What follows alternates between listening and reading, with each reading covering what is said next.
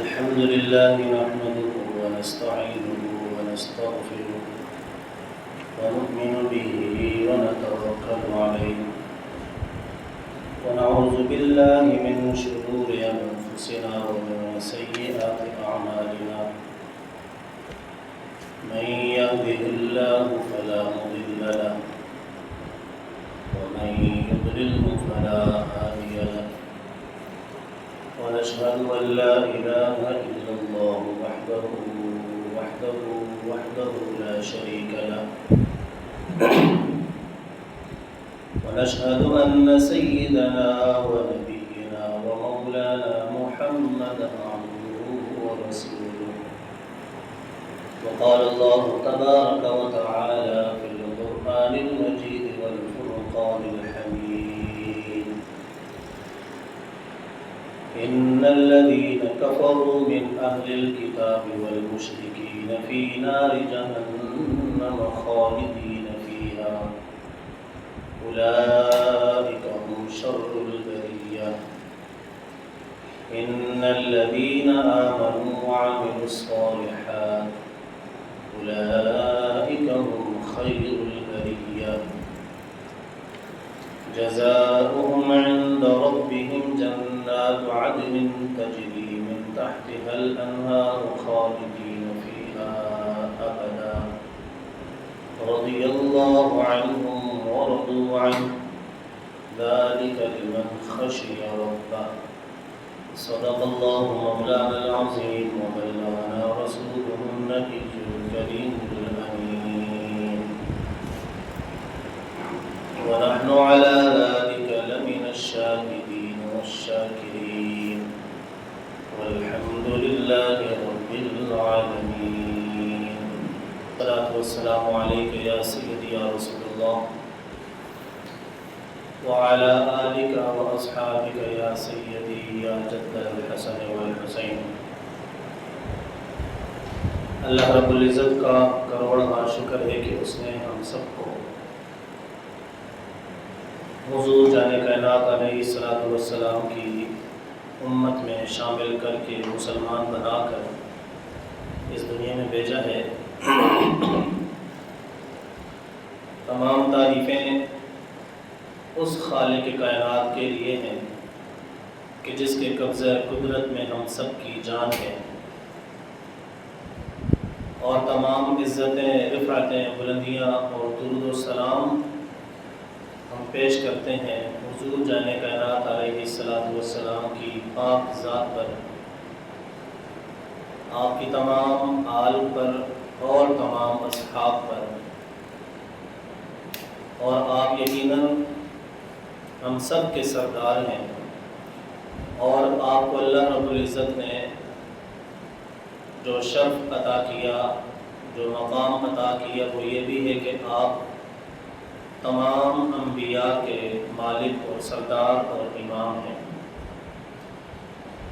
پھر ایک آپ کو اعزاز اللہ رب العزت نے یہ بھی عطا کیا کہ آپ کو اللہ رب العزت نے آخری نبی بنا کر اس دنیا میں ہم سب مسلمانوں کے لیے راہ نجات کے لیے، اپنے آپ کو معاف کروانے کے لیے اللہ نے اپنا محبوب ہم سب کو نصیب کیا ہے۔ سورہ بینہ کی آخری 3 آیات میں نے آپ حضرات کے سامنے تلاوت کی ہیں، جن میں پہلے اللہ رب العزت مشرکوں، کتابیوں کے حوالے سے بات کر رہا ہے کہ وہ ہمیشہ اس میں رہیں گے، یعنی مراد دوزخ میں رہیں گے، اور فرمایا کفر میں سے، مشرکوں میں سے، کتابیوں میں سے بدترین لوگ یہ ہیں۔ پھر آیت کے اگلے حصے میں دوسری آیت جب اللہ رب العزت نے نازل کی، اسی صورت کا دوسرا حصہ، سیکنڈ لاسٹ آیت، اس میں اللہ رب العزت ایمان والوں کے لیے بات ارشاد فرما رہا ہے کہ یہ ایمان والے ہیں جو ایمان لے کر آئے، تو یہ وہ لوگ ہیں کہ جن کو ہم نے ہمیشہ ہمیشہ اس میں رکھنا ہے، رہنے دینا ہے کہ جس کے نیچے نہریں بہہ رہی ہیں، اور اس سے مراد جنت ہے۔ پھر آخر میں اللہ رب العزت یہ ارشاد فرماتا ہے رضی اللہ عنہم ورضوا عنہ کہ میں ان سے راضی ہو گیا اور یہ مجھ سے راضی ہو گئے.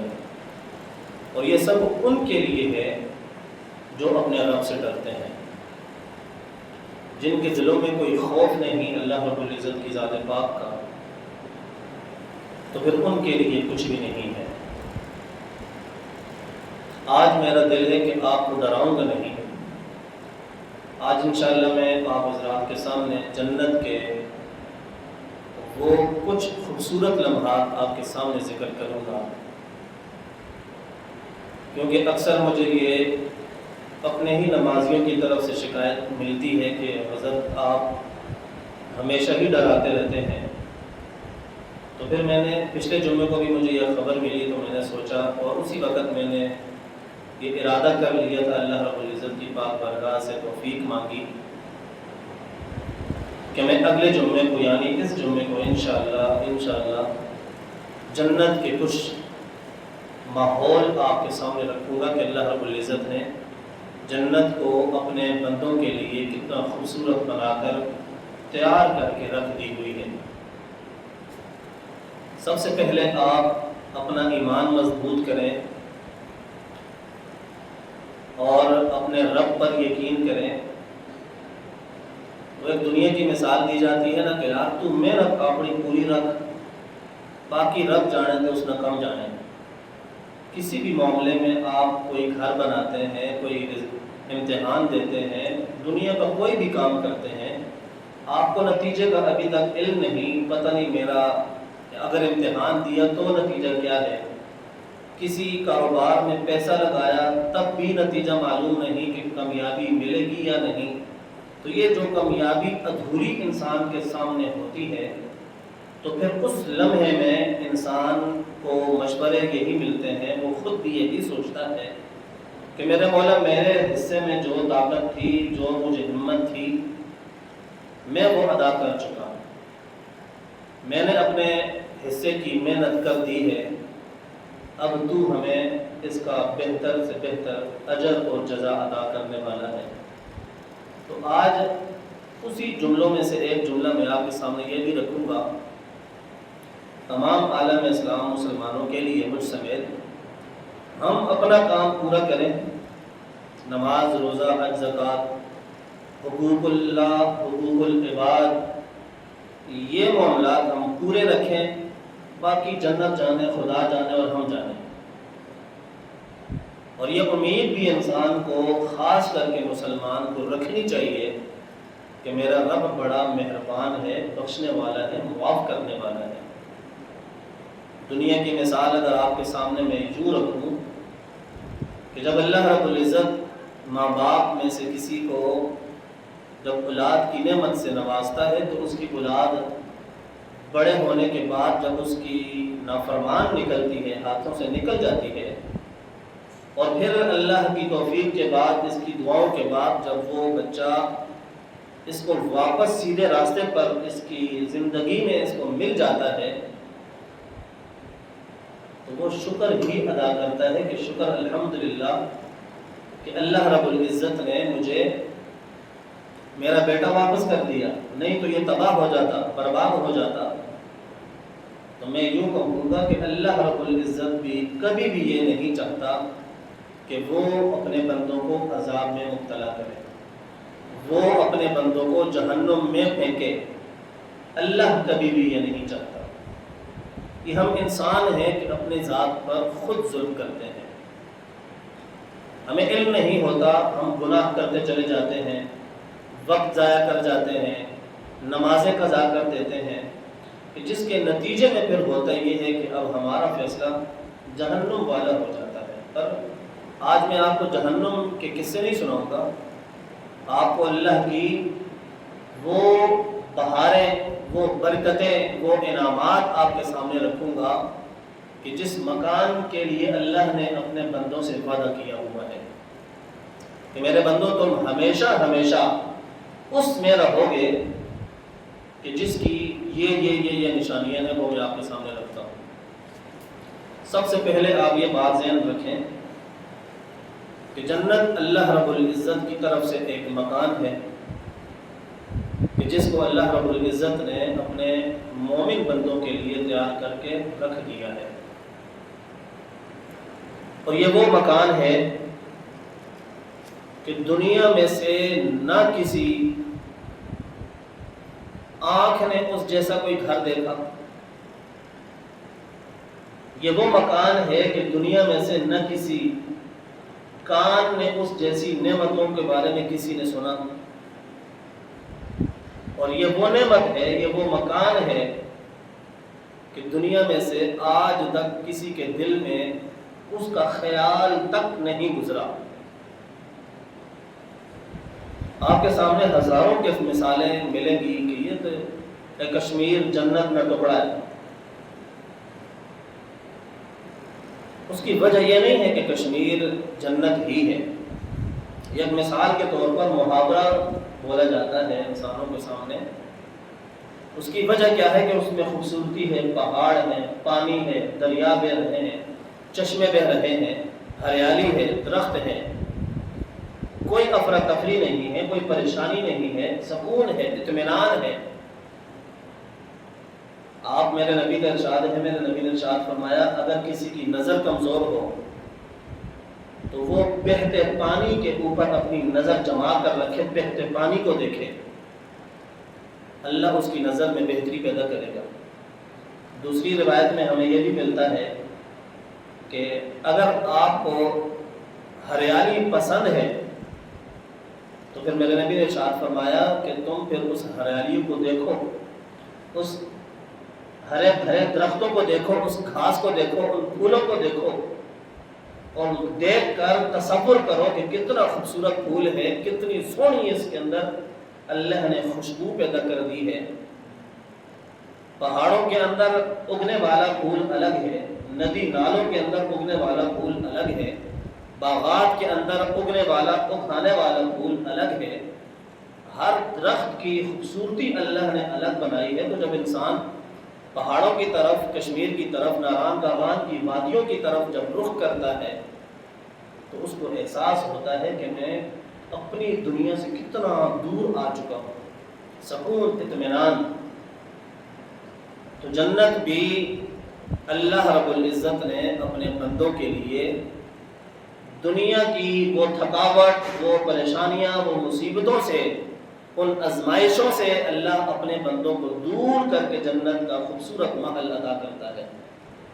اور میرے نبی فرماتے ہیں کہ جنت جب انسان چلا جائے گا، جب فیصلہ جنت والوں کا جنت کے لیے ہو جائے گا، دوزخ والوں کا فیصلہ دونوں دوزخ کے لیے ہو جائے گا، تو اس وقت اللہ رب العزت موت کو حکم دے گا کہ کن فیکن، کہ بس آنن فانن اللہ نے موت کو بھی وہاں مار دینا ہے۔ وہاں پھر جنت والوں کو کبھی بھی موت نہیں آئے گی، اور دوزخ والوں کو بھی کبھی موت نہیں آئے گی، کیونکہ جب جنت کا نام ہم نے سن لیا، سمجھ لیا، احساس کر لیا، تو گویا اس کا مطلب یہ ہے کہ اب اللہ رب العزت اس مزدور کو مزدوری دینے کا وقت آ چکا ہے۔ اس بندے کی محنت، اس بندے کی دنیا کے اندر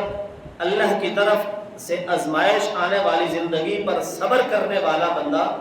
نمازیں ادا کرنے والا بندہ، اس کے معاملات پورے کرنے والا بندہ جب اللہ کی پاک بارگاہ میں پہنچتا ہے تو پھر اللہ کہتا ہے کہ میرے بندے کسی جنت کا تو میں نے وعدہ کیا تھا تم سے، جو آج تمہیں ہم نصیب کر رہے ہیں۔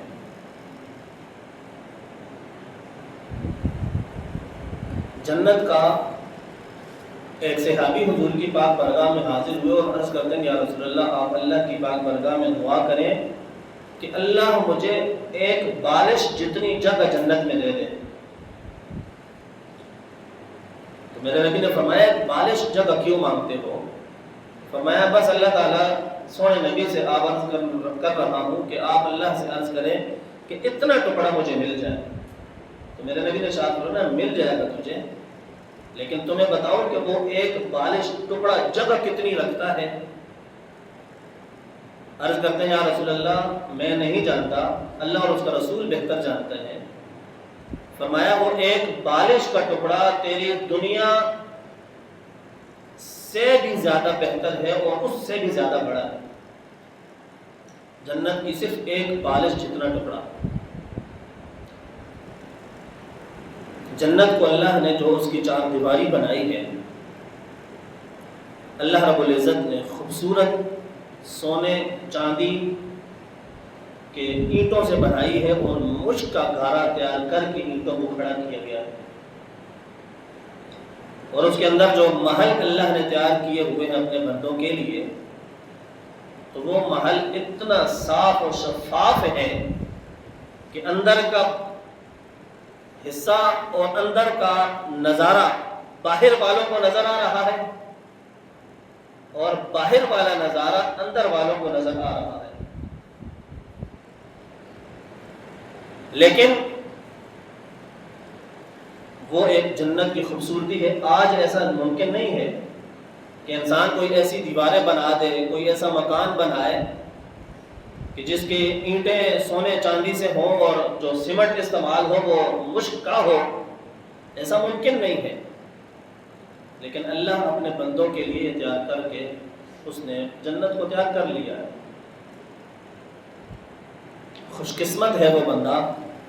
ہم سب دعا کرتے ہیں اپنے لیے، اپنے ماں باپ کے لیے، اپنے تمام دوستوں کے لیے، رشتہ داروں کے لیے، اساتذہ کے لیے کہ اللہ رب العزت ہم سب کو جنت میں خوبصورت اور اعلیٰ ترین مقام عطا فرمائے. کیونکہ انسان کی 70 سالہ زندگی کی محنت، 80 سالہ زندگی کی محنت، 25 سالہ زندگی کی محنت تبھی رنگ لاتی ہے کہ جب مرتے وقت کلمہ نصیب ہو جائے اور پھر اللہ رب العزت اس نے جنت میں اس کو ایک مکان، اس کو جگہ عطا فرما دے. پھر فرمایا اگر جنت کی کوئی عورت اپنا ہاتھ ظاہر کر دے،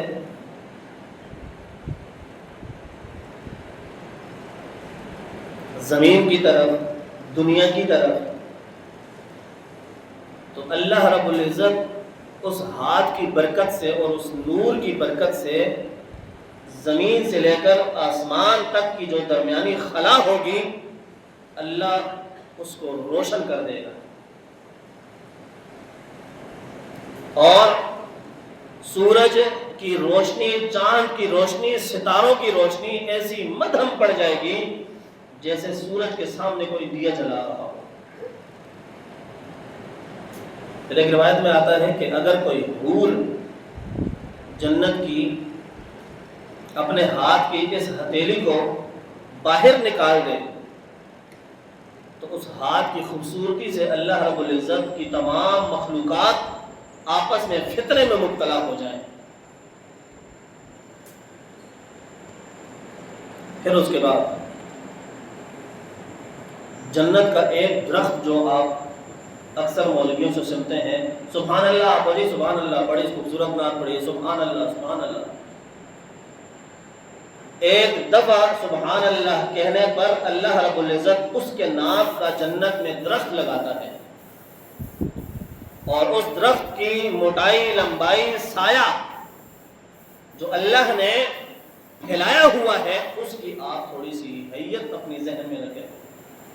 کہ اللہ نے ہم مسلمانوں کے لیے کتنا خوبصورت ایک نظام تیار کر کے رکھا ہے.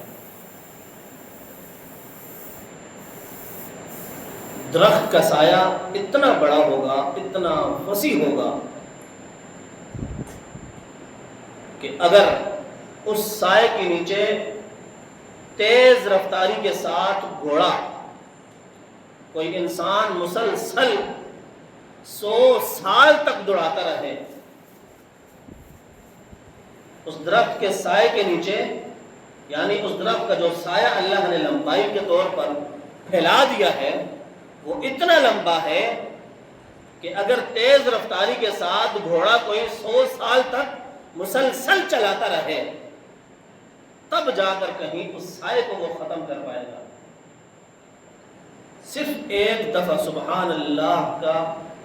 یہ اجر اور ثواب ہے. اب سوچو جو اللہ کی بندگی کرے گا، نمازیں ادا کرے گا، ذکر اذکار کرے گا، درود شریف پڑھے گا، اس کا ذکر کرے گا، اس کے بندوں کا دل نہیں دکھائے گا، تو اس کو اللہ کیا کچھ عطا فرمانے والا ہے۔ اکثر لوگوں کا سوال ہوتا ہے جنت کتنی بڑی ہے جی، کتنی بڑی ہے؟ تو اس کا بھی آپ کو تھوڑا سا نقشہ آپ کے ذہن کر دو۔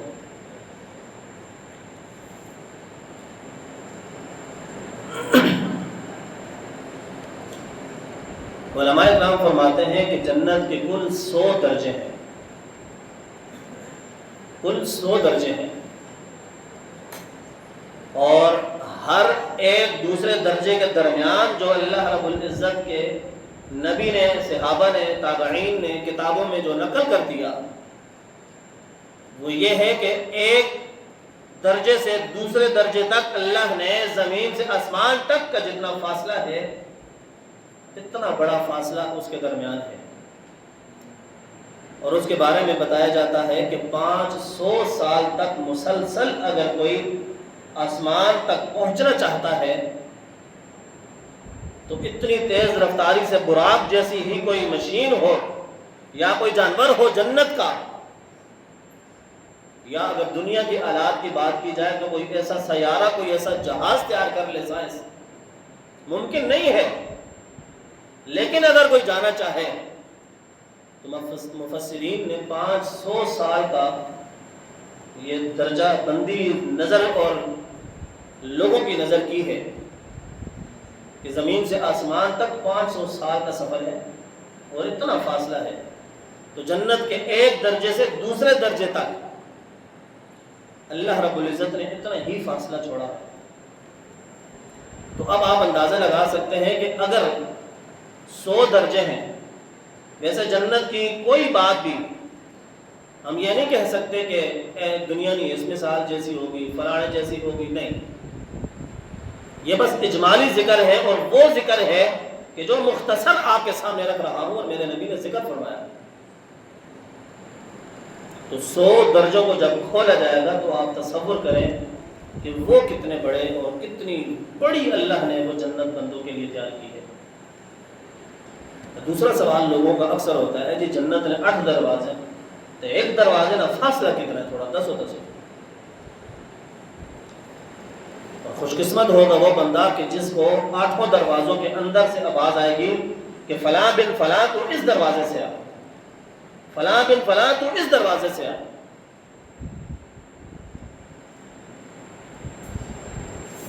جنت کا ایک دروازہ اتنا بڑا ہے، اتنا بڑا ہے کہ ایک کندھے سے کوئی شروع کرے دوسرے کندھے تک 70 سال تک تیز رفتاری کے ساتھ کوئی گھوڑا دوڑائے تو پھر جا کر جب کوئی کسی مقام پر پہنچے گا تو اتنا بڑا اللہ رب العزت نے جنت کا وہ دروازہ بنایا ہے۔ انسان کے ایک کندھے سے لے کر ایک موڑے تو کہنے کہ دوسرے موڑے تک اتنا فاصلہ ہوگا کہ 70 سال تک مسلسل تیز رفتاری کے ساتھ گھوڑا دوڑانے والا دوڑاتا رہے، پھر جو فاصلہ طے پائے گا اس سے بھی زیادہ لمبا اور بڑا اللہ رب العزت نے جنت کا دروازہ تیار کیا ہے۔ مفسرین فرماتے ہیں اس کے باوجود اس جنت کے دروازے سے گزرنے والوں کا حال یہ ہوگا کہ ایک دوسرے کے کندھے سے لوگ ٹکرا کر اندر جائیں گے۔ اتنی کثرت اور اتنی کثیر تعداد میں اللہ رب العزت اپنے بندوں کو اس جنت کے مقام میں بلائے گا۔ ڈراؤ گا نہیں آج یہی کریں گے نو تو یہ ہو جاسی، وہ کریں گے نو تو وہ ہو جاسی، نہیں، ہر بندہ سمجھ رہا ہے۔ اور کوئی بھی کہا نہیں کھانا، سب روٹی کھاتے ہیں، کوئی بھی ناک میں نوالے نہیں ڈالتا، عقل سب کے پاس ہے، شعور سب کے پاس ہے۔ آج دنیا میں کتنی پریشانیاں، کوئی کس وجہ سے پریشان، کوئی کس وجہ سے پریشان، کوئی کس وجہ سے پریشان۔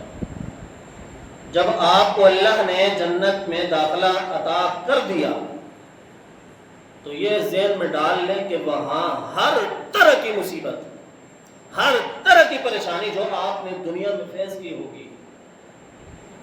اللہ ان تمام مصیبتوں کو، پریشانیوں کو، آزمائشوں کو، تکلیفوں کو سب کو مار دے گا اور کہے گا بندے اب تجھے تیری اجرت مل چکی ہے کہ اب تیرے نزدیک کوئی غم نہیں آئے گا، کوئی پریشانی تیرے قریب نہیں آئے گی، تو جو چاہتا ہے جیسے چاہتا ہے اس جنت میں رہ۔ کیوں؟ جو پابندیاں میں نے دنیا میں تیرے پر لگائی تھیں تو ان کو بہترین طریقے سے ادا کر کے اب میرے پاس آیا ہے، تو اب مجھ رب کا یہ حق ہے کہ میں اپنے بندوں کو نوازوں، سو لہذا اب تو اس جنت میں پھر گھوم پھر جو دل کرتا ہے کر۔ شراب کی نہریں ہوں گی، دودھ کی نہریں ہوں گی، شہد کی نہریں ہوں گی، صاف ستھرا شفاف پانی کی نہریں ہوں گی۔ جنتی بندہ جب تصور کرے گا کہ آج میں پورا دمبا کھانا ہے، تصور کرے گا اس کے سامنے اللہ رب العزت بہترین طریقے سے ڈش تیار کر کے اس کے سامنے رکھ دی جائے گی۔ کھا کھا کھا کھا کر پورا دمبا ایک بندہ کھا جائے گا، پوری گاں کھا جائے گا۔ کھانے کے بعد جب ہڈیاں ایک سائڈ پر رکھے گا، پھر اللہ کا حکم ہوگا ان ہڈیوں کو کہ چلو کھڑے ہو جاؤ، زندہ ہو جاؤ۔ وہی ہڈیاں، وہی دمبا، وہی بکری جو تم ابھی کھا چکے تھے پھر تمہارے سامنے زندہ ہو کر چلنے شروع ہو جائے گی۔ جی اگر جنت جیسی کھاسا تو پھر پیشاب وغیرہ نہ بھی تو کوئی سسٹم ہو سی نا۔ جنت میں یہ معاملہ بھی اللہ نے ختم کر دیا۔ جنت میں اللہ رب بعض اوقات نا پیشاب بھی تکلیف دیتا ہے، کوئی مقام نہ مل رہا ہو اپنی حاجت پوری کرنے کے لیے، کبھی سفر میں ہو بندہ یا گھر میں بات تھوڑی سی عجیب ہے، ناڑے کی گنڈ اگر غلط لگی جائے نا تو اس وقت بھی بڑی تکلیف پہنچاتا ہے۔ اکثر بندوں کے ساتھ ہو جاتا ہے، انسان ہے، تکلیف بڑی پہنچاتا ہے۔ تو اللہ نے اپنے بندے کو اس تکلیف سے بھی دور کر دیا، بندے جتنا کھانا ہی کھا، کیوں؟ تو نے میرے کہنے کے مطابق زندگی گزاری، اب مزدور کو مزدوری ملے گی، اب بندوں کو اس کا حق ملے گا جس کا ہم نے وعدہ کیا ہے۔ جنت میں باقاعدہ بازار لگیں گے اور ان بازاروں میں وہ چیزیں ملیں گی کہ جو آپ تصور نہیں کر سکتے۔ اور سب سے بڑا جو جملہ جو میں نے اپنے سونے نبی کی مبارک حدیثوں سے سنا ہے، سمجھا ہے، پڑھا ہے، جنتیوں کے لیے سب سے بڑا اعزاز اللہ رب العزت ہر جمعے کو اپنا دیدار کروا کر جنتیوں کو خوش کرے گا۔ اللہ ہم سب کو جنت عطا فرما، ہمارے ماں باپ کو جنت عطا فرما، بے حساب جنت میں داخلہ عطا فرما۔ خدا کی قسم کامیاب وہ شخص ہے کہ جس کو جنت نصیب ہو جاتی ہے۔ جنتی ان تمام نعمتوں کے باوجود وہ تمنا کرے گا اللہ رب العزت کی پاک بارگاہ میں، اللہ اپنا دیدار کرائے چھوڑنا بس، جس کے بارے میں ہم نے تیرے نبی سے سنا کہ میرا رب یہ ہے، میرا رب ایسا ہے، میرا رب ایسا ہے۔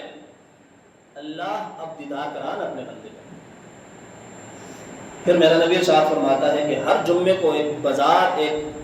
دربار کی صورت میں ایک محل تیار کیا جاتا ہے۔ اللہ اپنی شان کے لائق یہ ذہن نشین کر لیں آپ نوجوان بزرگ ہر بندہ کہ اللہ جسم سے پاک ہے، ہمارا پروردگار ہماری طرح کے جسم عضو سے پاک ہے۔ وہ کس طرح بیٹھے گا وہ ہم سب جنت میں جا کر دیکھیں گے۔ اس لیے شیطان بڑا ورگلاتا ہے بندے کو، تصور بھی نہ لے کر آئیے گا اپنے دماغ میں کہ میرا رب فلاں کی طرح ہوگا یا فلاں چیز جیسا ہوگا، نہیں۔ اللہ ان تمام دنیا کی ہر اس چیز سے، ہر اس مثال سے مابرا ہے۔ میں نے کیا فرمایا کہ جنت وہ مکان ہے، وہ محل ہے کہ نہ کسی آنکھ نے دیکھا، نہ کسی کان نے سنا اور نہ کسی کے دل میں اس کا خیال گزرا۔ اس سے بھی بڑھ کر اللہ رب العزت نے، ہماری سوچوں سے بڑھ کر اللہ نے اس میں نعمتیں اور بندوں کو خوش کرنے کا ایک انعام اور ایک بس ماحول تیار کر کے رکھا ہے۔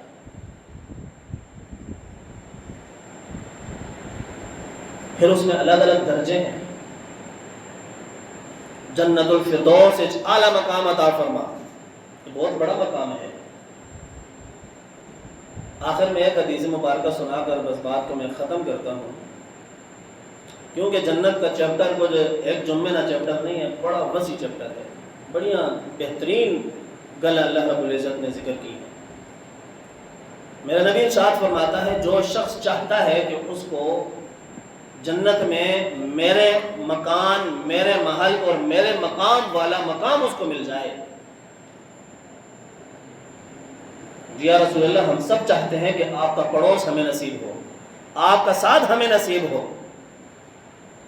تو میرے نبی نے پھر ایک جملہ ارشاد فرمایا کہ میرے بندوں، میری امت، میرے اس پیغام کو سمجھ لو کہ جس شخص کے دل میں مجھ محمد اور میری آل اولاد کی محبت پڑ چکی ہے، اللہ رب العزت اس کو جنت میں مجھ محمد کے مقام پر فائز کرے گا۔ جہاں میں نے پہلے اتنی ساری باتیں کی ہیں، ادنا جنتی کا درجہ اور مقام، یہ سب نعمتیں وہ دیکھے گا، ایک کم ترین ادنا جنتی۔ سوچو جب اللہ رب العزت تمام نبیوں کے سردار اور جو ان کو اللہ رب العزت میرے اور آپ کے نبی کو جو اللہ مقام عطا فرمائے گا، اس مقام پر جو عام امتی کو اللہ پہنچائے گا، تو اس کے لیے پھر آپ نے دنیا میں یہ کرنا ہے کہ اس کی آل اولاد سے محبت کریں، اس سونے نبی کی ذات پاک پر درود و سلام پڑھیں۔ اللہ رب العزت سے امید کرتے ہیں کہ اللہ رب العزت ان خوبصورت باتوں کے صدقے میں اور جو بھی ہماری ٹوٹی پھوٹی عبادتیں ہوتی ہیں ان کے صدقے میں اللہ رب العزت ہمیں، ہمارے ماں باپ، ہمارے اساتذہ، آپ سب کو اور مجھے بھی، اور ہمارے بچوں کو، بیویوں کو، ماؤں کو اللہ رب العزت جنت جیسی خوبصورت نعمت عطا فرمائے۔ وما علینا الا البلاغ المبین۔